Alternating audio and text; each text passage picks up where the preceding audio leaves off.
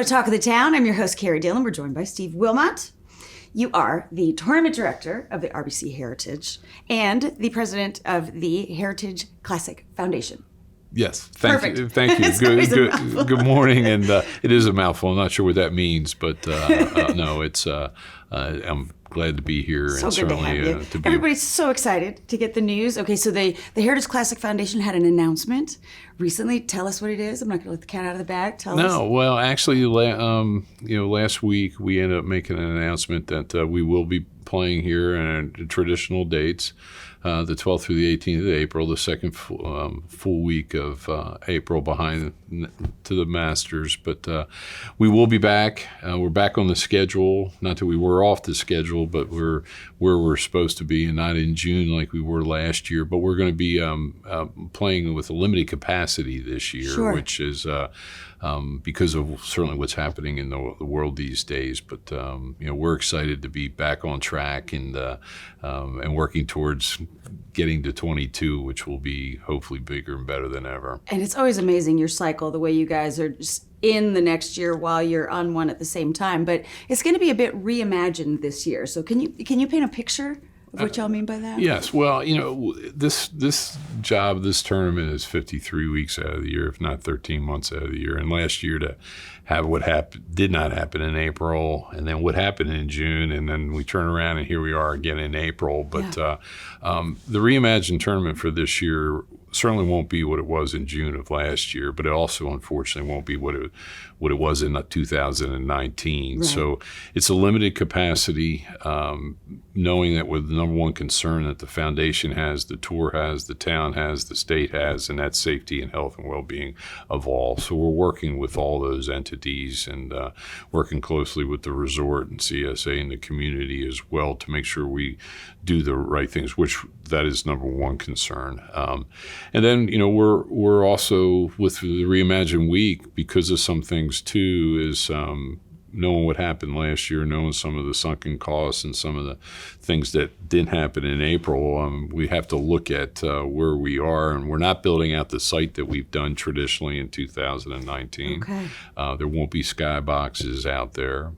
We have a limited capacity. We have 2 ticket offerings on Thursday, Friday, Saturday, and Sunday, and we are offering tickets for Wednesday as well. But unfortunately this year, but for many different reasons, we will not be open Monday and Tuesday. Gotcha. So we won't have the traditional weekly badges that we've had in the past. And but this gives us an opportunity too, in selling these daily tickets from an operations side, to be able to know exactly what we're selling on those days, to be able to handle it from an operations side. Sure. We are having our pro-ams Monday and Wednesday, which is exciting, and it's certainly important, something to us, because there is revenue that's associated with us to help us offset our costs. But the sponsors, everyone seems to be extremely excited about it. Cautiously, cautiously optimistic. Is that it? Is that yes, absolutely. But the team, our staff, has done an outstanding job in monitoring where we've been the last 9 months.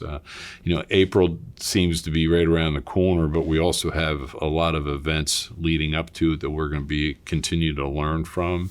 And from last year's event, we'll have about 40 tournaments that we've taken best practices from to be able to implement in April. That's so smart. Well, it's what works for us might not work for another tournament. What works for another tournament might work with us. So we're looking at all these things too. But we've had great support. Last week we announced, we gave information to our volunteers as well as our ticket purchasers as well as our sponsors. In addition to volunteers, Tartan Club members,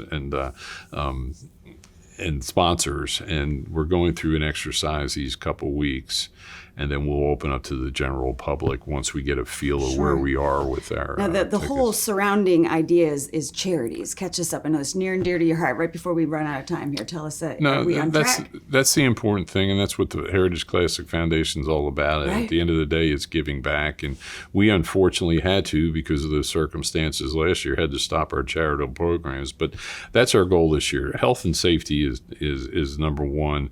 But then to get our charitable programs up and running again. Yeah. What happens with the field term? It's going to be secondary, great. right? It's going to be great. It's secondary. It's Got going to that be box great. checked off But it's the safety first and foremost. Right. But right there with the charitable, the foundation, able to get these programs back up and running again, so that we can continue to give back to this wonderful We're going to community. have to get you back with us as soon as you have a little update for us. I always love catching up with you. We can do that daily. There's an Right. update There's every day. always so much to talk but about. no, Yeah. but thank you for your continuing support. But again, I'm honored to the foundation too to be in this wonderful community and the support that we have here. We're in this Like nothing together, else. and we're gonna have something pretty special in April, and we're gonna. Tie us together, our whole community. Absolutely. Everybody needs this.